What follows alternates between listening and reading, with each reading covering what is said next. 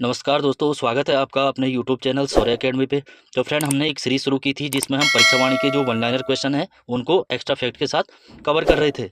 इसमें आज चौथा पार्ट है। 3 पार्ट इससे पहले हो चुके हैं और ये अगला पार्ट है। इससे पहले हमने चंद्रवंश के बारे में पढ़ा है। जिसने वो सीरीज़ नहीं देखी है, प्लेलिस्ट में जाकर देख सकते हैं। तो आज हम पढ़ेंगे पंवार वंश। गढ़वाल के अंदर जो परमार वंश है या फिर पंवार वंश, पंवार और परमार एक ही है। कैसे इन्होंने अपनी सत्ता स्थापित की और कब तक ये शासन करते रहे।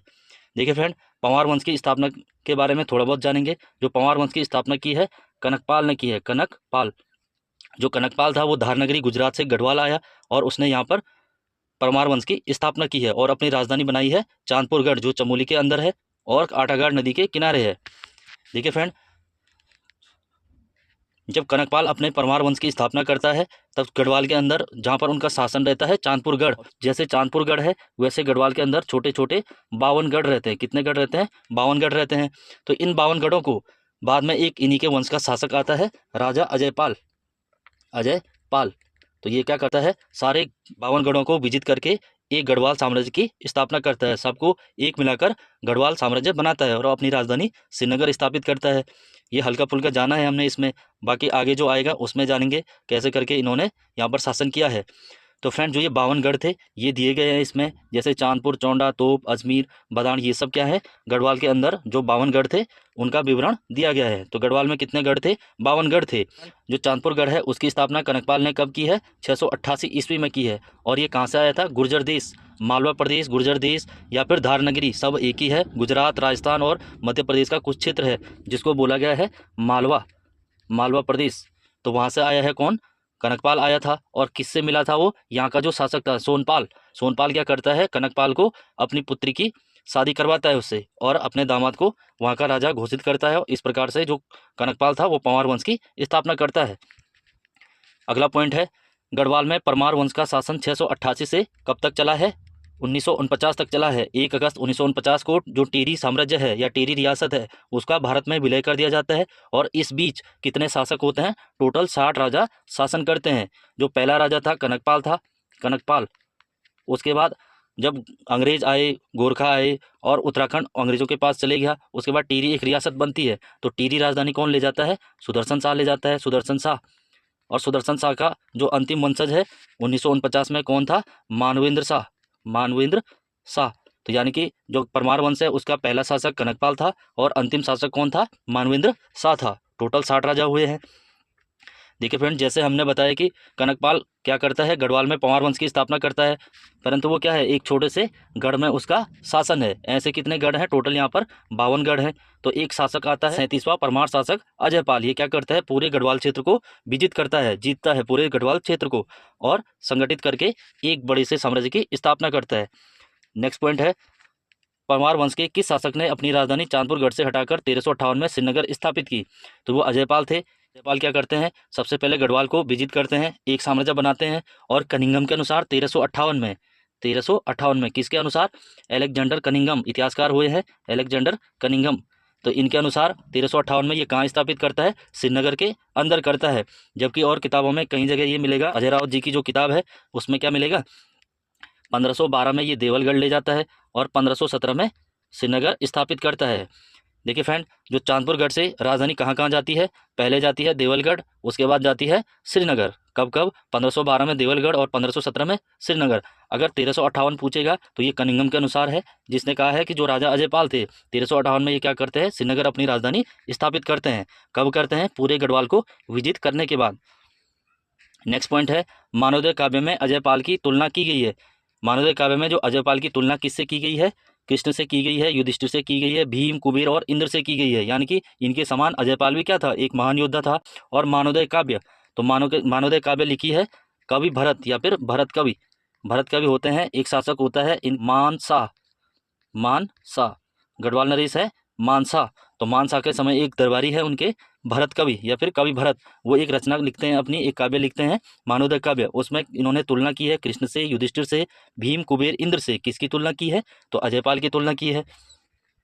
और अजयपाल जो किस पंथ का अनुयायी था, यानी कि किसको मानने वाला अनुयायी था? तो वो गोरखनाथ पंथ को मानने वाला जो अनुयायी था वो अजयपाल था। अजयपाल के साथ साथ भर्तृहरि एवं जो नेपाल का प्रसिद्ध फकीर गोपीचंद ये भी क्या थे, गोरखनाथ पंथ के अनुयायी थे इसके साथ साथ। और गोरखनाथ पंथ भगवान नरसिंह का अवतार माना जाता है गोरखनाथ को, तो इसलिए ये इनके अनुयायी थे। नेक्स्ट पॉइंट है, पंवार नरेश अजयपाल ने राजप्रसाद का निर्माण कराया और कुलदेवी राजराजेश्वरी की प्रतिष्ठा स्थापित की।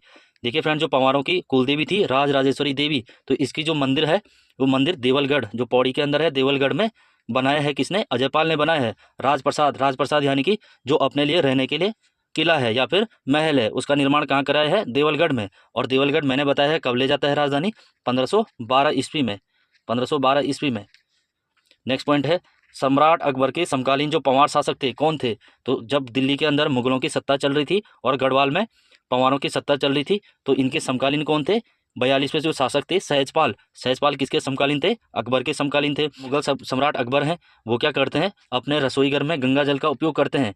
गंगा जल का उपयोग करते हैं। इस जल को लेने के लिए स्पेशल जो उनके सैनिक थे हरिद्वार आते थे, यहाँ से भर के ले जाते थे। नेक्स्ट पॉइंट है, सर्वप्रथम किस परमार शासक के नामांत में शाह की उपाधि की परंपरा शुरू हुई? देखिए फ्रेंड, पहले जैसे अजयपाल है, आनंदपाल है, कनकपाल है, पहले पाल थे ये सारे। उसके बाद क्या हुआ? इन्होंने अपने नाम के पीछे शाह जोड़ना शुरू कर दिया। तो शाह कब से जुड़ा है? तो 43वें पंवार शासक बलभद्र शाह के पीछे शाह जुड़ा है। यहाँ से ये शाह की परंपरा शुरू हुई। प्रद्युमन शाह, प्रदीप शाह, मान शाह, श्याम शाह, फतेह शाह, बलभद्र शाह, ये सारे क्या हैं? शाह की उपाधि इन्होंने धारण की है। तो सबसे पहला कौन था जिसने शाह की उपाधि ली है? तो बलभद्र शाह है। कौन से नंबर के हैं? तो 43वें नंबर के हैं। नेक्स्ट पॉइंट है, बलभद्र शाह से पूर्व केवल एक परमार शासक के नामांत में पाल के बजाय शाह की उपाधि लगी थी। नामांत यानी कि नाम के अंत में पाल के बजाय शाह की उपाधि लगी थी। वो थे 38वें शासक कल्याण शाह। तो कल्याण जो पाल थे, कल्याण पाल, उनका नाम कहीं कहीं कल्याण शाह भी मिलता है, कल्याण शाह। तो कल्याण शाह मिलता है किसका नाम? कल्याण पाल का। अगर ऐसा क्वेश्चन बन जाए तो सबसे पहले किसके नामांत में शाह की उपाधि लगी थी? तो वो थे कल्याण शाह। और जिसने पारंपरिक उपाधि जहाँ से शुरू हुई है तो वो थे बलभद्र शाह। नेक्स्ट पॉइंट है, किस मुगल शासक के सैनिकों का गढ़वाल पर आक्रमण के दौरान गढ़वाल राज्य की संरक्षिका एवं प्रतिपत्ति शाह की जो माँ थी, कौन थी? कर्णावती, ने उन्हें पकड़वाकर नाक एवं कान कटवा दिए? देखिए फ्रेंड, होता क्या है, जो प्रतिपत्ति शाह मात्र 7 वर्ष के रहते हैं और उनकी जो संरक्षिका है, उनकी संरक्षिका कौन है? उनकी माता महारानी कर्णावती। पिता महिपति शाह की मृत्यु हो चुकी है, अब शासन कौन चला रही है? उनकी माता कर्णावती। और प्रतिपत्ति शाह मात्र 7 वर्ष की आयु के हैं। तो क्या होता है, जो दिल्ली के शासक हैं शाहजहाँ अपने सैनिकों को कहाँ भेजते हैं? गढ़वाल विजिट करने के लिए भेजते हैं, क्योंकि गढ़वाल कभी किसी का गुलाम नहीं रहा है। तो शाहजहाँ भेजते हैं 1635 में। और यहाँ पर जो शाहजहाँ का सेनापति है नवाजत खां, तो नवाजत खां की सेना लड़ाई करती है महारानी कर्णावती की सेना से, और यहाँ पर नवाजत खां सैनिक पकड़े गए, उनके नाक और कान कटवाए जाते हैं, इसीलिए महारानी कर्णावती को नाक काटी रानी कहते हैं। नेक्स्ट पॉइंट है, महारानी कर्णावती को जाना जाता है, जैसे हमने बताया, नाक काटने वाली रानी या नाक काटी यानी कि नाक काटने वाली रानी। तो क्वेश्चन आएगा, नाक काटी रानी किसका उपनाम है? तो महारानी कर्णावती का। किसकी संरक्षिका थी? तो प्रतिपत्ति शाह की थी। किसकी पत्नी थी? तो महिपति शाह की पत्नी थी।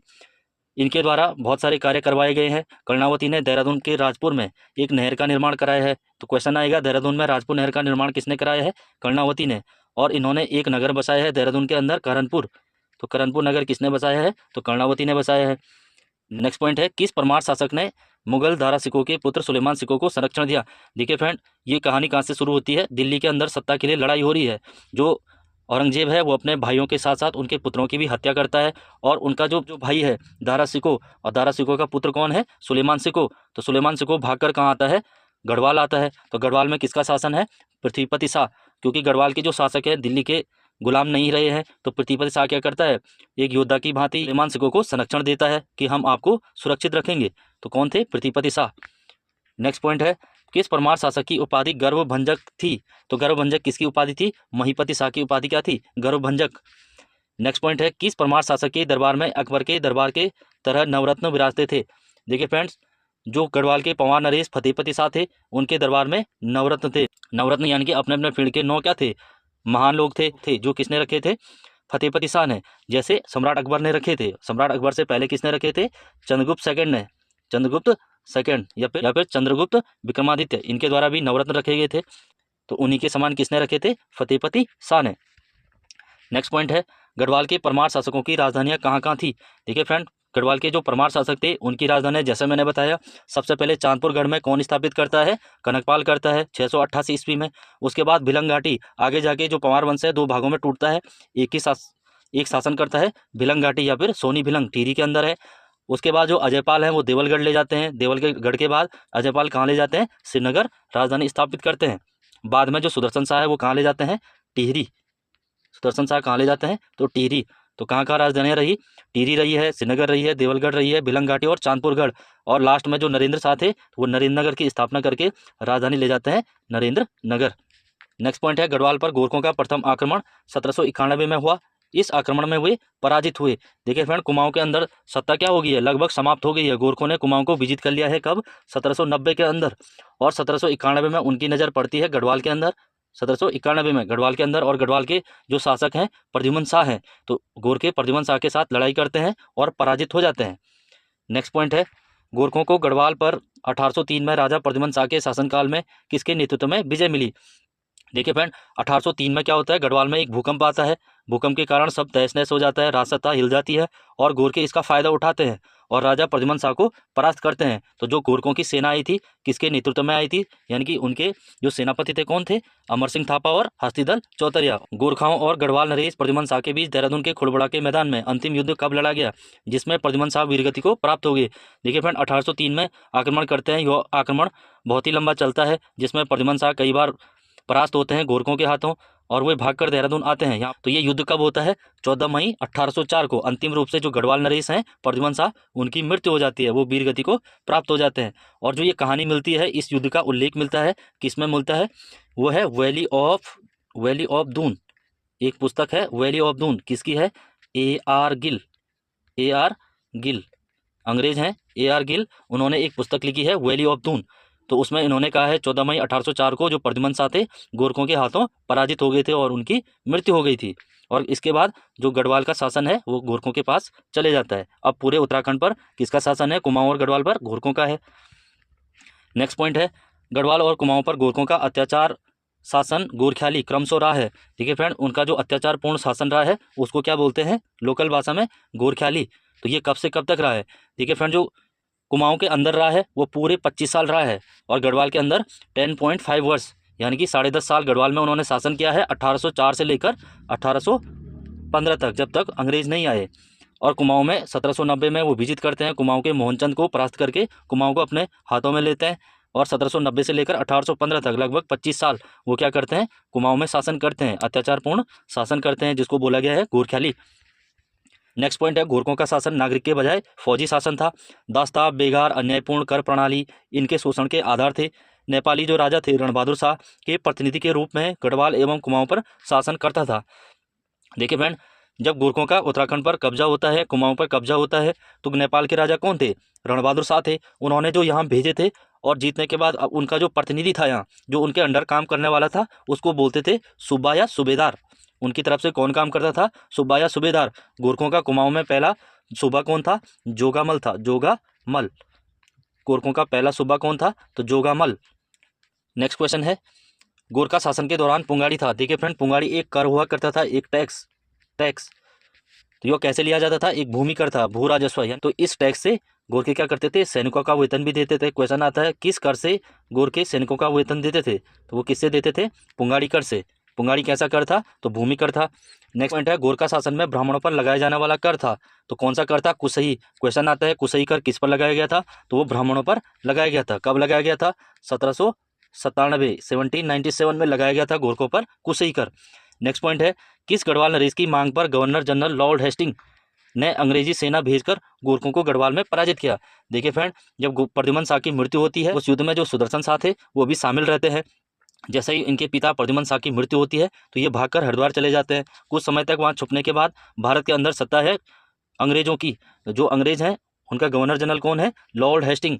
और सुदर्शन शाह इनसे मांग करते हैं कि आप क्या करो, गोरखों के यहाँ से भगा दो और हमें क्या करो, हमारा जो साम्राज्य है वो वापस दिला दो। तो किसने कहा था, सुदर्शन शाह। नेक्स्ट पॉइंट है, गढ़वाल को मुक्त कराने के बाद अंग्रेजों ने मई 1815 तक कुमाऊं को भी गोरखों से जीत लिया। और 2 दिसंबर 1815 को अंग्रेजों और गोरखों के बीच वह कौन सी संधि हुई, जिसके तहत गोरखों ने कुमाऊं और गढ़वाल को अंग्रेजों को सौंप दिया। देखिए फ्रेंड, एक संधि होती है संगोली। संगोली कहाँ है? बिहार के अंदर है। कब होती है ये? 2 दिसंबर 1815 को। जैसे अंग्रेज क्या करते हैं, उत्तराखंड से गोरखों को परास्त करते हैं और उत्तराखंड पर अपना अधिकार करते हैं, तो गोरखों के साथ एक संधि होती है। कब? 2 दिसंबर 1815 को। और ये कहाँ पर होती है? बिहार के संगोली में। इसलिए इसको जाना जाता है संगोली की संधि से। तो प्रश्न आता है संगोली कहाँ स्थित है? तो बिहार में है। संगोली की संधि कब हुई? तो 2 दिसंबर 1815 को। नेक्स्ट पॉइंट है, वह कौन सी सरकार थी जो संगोली संधि को स्वीकार न करने के कारण फरवरी 1816 में अंग्रेजों के आक्रमण का शिकार बनी और हारने के बाद 4 मार्च 1816 को संधि को स्वीकार कर लेती है? तो नेपाल सरकार है। जैसे मैंने बताया है, इनके बीच संधि होती है 2 दिसंबर 1815 को। गोरखे क्या करते हैं? पहले तो हाँ बोलते हैं, बाद में फिर मना करते हैं और अंग्रेजों पर आक्रमण करते हैं, जिसमें फिर से क्या होते हैं? गोरखे परास्त होते हैं और अंतिम रूप से मानते हैं कब? 4 मार्च 1816 को। तो प्रश्न आता है, नेपाल सरकार द्वारा अंतिम रूप से संगोली की संधि को कब स्वीकृत किया गया? तो ये किया गया 4 मार्च 1816 को। और संगोली कहाँ है? बिहार के अंदर है। देखिए फ्रेंड, इस संधि के बाद पूरा जो उत्तराखंड है अंग्रेजों के पास आता है और जो सुदर्शन शाह है वो क्या करते हैं? वो अपना साम्राज्य वापस मांगते हैं और अंग्रेज इसको देने से मना करते हैं। या फिर आप क्या करो, युद्ध का हर्जा दो, सुदर्शन शाह के पास पैसे हैं नहीं, तो पूर्वी जो आधा भाग है वो अंग्रेज अपने पास रखते हैं और टिहरी सुदर्शन शाह के पास चले जाता है। और सुदर्शन शाह क्या करते हैं? दिसंबर 1815 में अपनी राजधानी स्थापित करते हैं टिहरी, भागीरथी नदी के किनारे। नेक्स्ट पॉइंट है, टिहरी रियासत को पीढ़ी दर पीढ़ी बनाए रखने के लिए अंग्रेज व सुदर्शन शाह के मध्य संधि हुई। देखिए फ्रेंड, जो सुदर्शन शाह है उन्होंने अपनी राजधानी टिहरी के अंदर तो स्थापित कर ली, लेकिन अंग्रेजों ने अभी इनको स्वीकृति नहीं दी। अंतिम रूप से स्वीकृति कब देते हैं? 4 मार्च 1820 को, कि टिहरी क्या है? पंवार नरेशों का है। नेक्स्ट पॉइंट है, टिहरी में पुराना दरबार नामक राजप्रसाद का निर्माण कराया। राजप्रसाद यानी कि जो किला है या फिर महल बोल सकते हैं, तो वो किसने बनाया है? पुराना दरबार तो सुदर्शन शाह ने बनाया है। अपनी राजधानी ले जाते हैं टिहरी के अंदर और 1848 में जो पुराना दरबार है उसकी स्थापना करते हैं।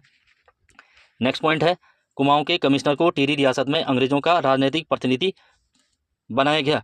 देखिए फ्रेंड, जो कुमाऊं कमिश्नर है टिहरी रियासत में अंग्रेजों का राजनीतिक प्रतिनिधि भी बनाया गया है। कब तक रहा है? दिसंबर 1842 तक। उसके बाद टिहरी को पूर्ण रूप से छोड़ दिया गया पंवारों के भरोसे। नेक्स्ट पॉइंट है, सुदर्शन शाह द्वारा रचित सभासार। देखिए फ्रेंड, जो सभासार ग्रंथ है वो कितने भागों में लिखा है? 7 भागों में लिखा है। किसने लिखा है? सुदर्शन शाह ने लिखा है। और कब लिखा है? 1828 में लिखा है। किसने लिखा है? सुदर्शन शाह। किस नाम से? तो सूरत कवि। सूरत कवि नाम से सभासार ग्रंथ की रचना किसने की है? सुदर्शन शाह ने। कितने खंडों में? तो 7 खंडों में। कब लिखी है? तो 1828 में। नेक्स्ट पॉइंट है, सुदर्शन शाह की मृत्यु के बाद उनके बड़े पुत्र भवानी शाह ने राज्य किया। देखिए फ्रेंड, जो सुदर्शन शाह थे उन्होंने 1815 से लेकर 1859 तक 59 तक टिहरी के अंदर राज किया है और 59 से 71 तक किसने शासन किया है? उनके पुत्र भवानी शाह ने। और भवानी शाह के बाद जो प्रताप शाह है उनका जो टाइम पीरियड है 1871 से लेकर 1886। तो इन्होंने सबसे पहले टिहरी के अंदर क्या किया है? अंग्रेजी शिक्षा, जो इंग्लिश मीडियम स्कूल है, उनकी शुरुआत की है।